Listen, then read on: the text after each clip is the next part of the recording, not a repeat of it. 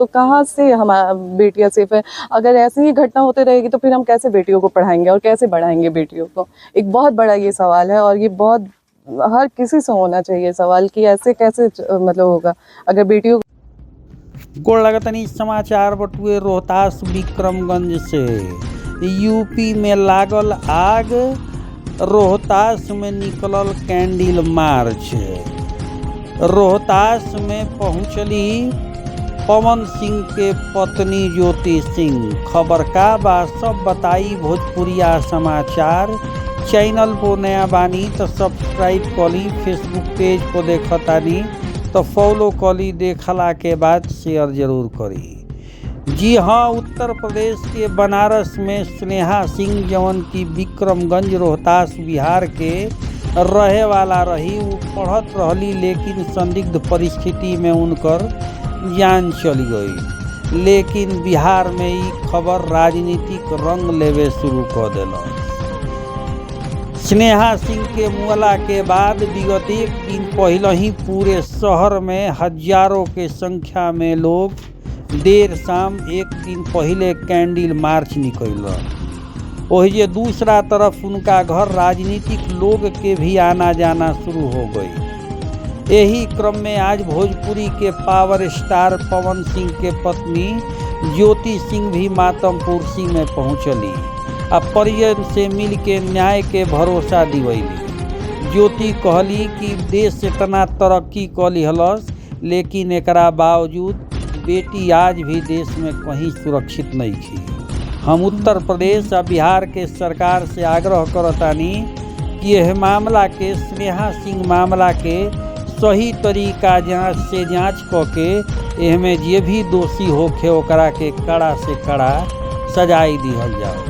भोजपुरिया समाचार रौरा दर्शक लोग के अब ज्योति सिंह के बयान सुनाई, लेकिन रौरा सबके बता दी कि जब से पावर स्टार पवन सिंह काराकाट लोकसभा से चुनाव लड़ल बने, ओकरा बाद से ही लगातार लोग के बीच में रहे के काम पावर स्टार पवन सिंह के पत्नी ज्योति सिंह कर रहल बाड़ी। यही क्रम में विक्रमगंज में स्नेहा सिंह के माता से मिलली, साथे साथ ढांढस बंधैली। एक दिन पहले के दृश्य है जब लोग कैंडल मार्च निकल रहे।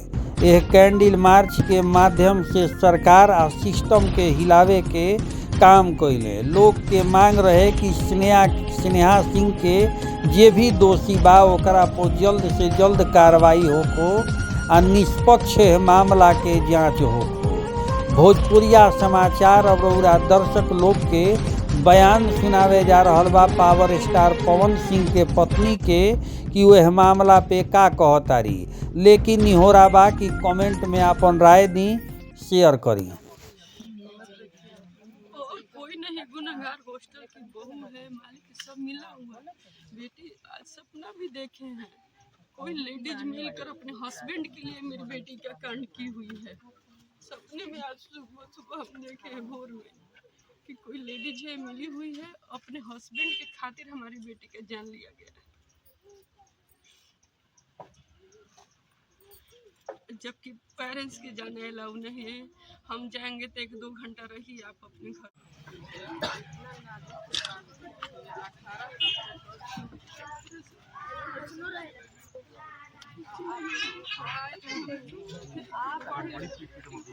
नेहा के घर क्या कहेंगे? जी देखिए, यहाँ पे मैं आई थी और यहाँ पे श्रेया के परिजन से मैं मिली हूँ और मुझे बहुत दुख हो रहा है ये सुन के कि आज भी इतना आगे, इतना मतलब आगे हम लोग बढ़ चुके हैं, लेकिन फिर भी बेटियाँ कहीं सेफ नहीं है। यूपी की घटना है, ये बनारस की घटना है और उनके माताजी के द्वारा अभी सुनने में आया कि यूपी पुलिस ये कह रही थी कि बिहार के लोग अनपढ़ होते हैं, जाहिल होते हैं और ये कह के इनको ताना मारा जा रहा है। डेड बॉडी को पहले ही जला दिया जा रहा है बिना परिवार के मतलब बिना परिवार के आदेश के।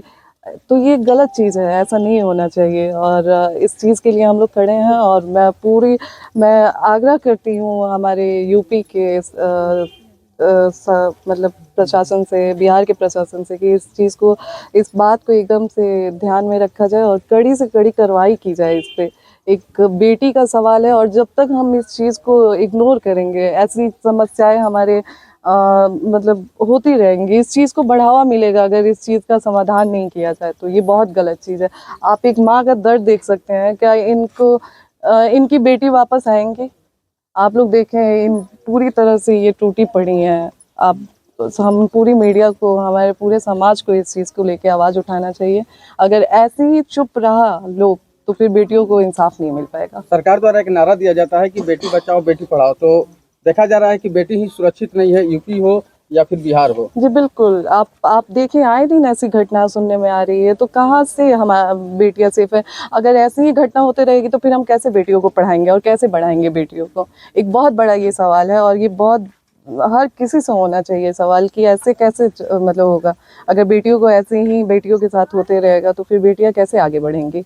जैसे कि मैडम बताया जा रहा है कि प्रधानमंत्री का संसदीय क्षेत्र है, वहाँ के बगल में बीजेपी कार्यालय भी है, जी और सरकार से क्या मांग करती हैं? जी बिल्कुल, हम हाथ जोड़ के अपने आदरणीय प्रधानमंत्री जी से और मुख्यमंत्री योगी जी से हम आग्रह करना चाहते हैं कि इस बात पे उनको ध्यान देना चाहिए, मतलब एकदम सीरियस एक्शन लेना चाहिए, और इस चीज़ पे बहुत जल्दी कार्रवाई होनी चाहिए। और स्नेहा के मां के साथ इंसाफ की लड़ाई में क्या ज्योति सिंह हर वक्त खड़ा रहेगी? जी बिल्कुल, मैं खड़ी हूँ। मैं, अगर मुझे दिन रात, मैं बिल्कुल नहीं देखूंगी। जब भी इनको मेरी ज़रूरत होगी मैं इनके साथ हूँ, और हर कदम पे इनके साथ मैं खड़ी हूँ।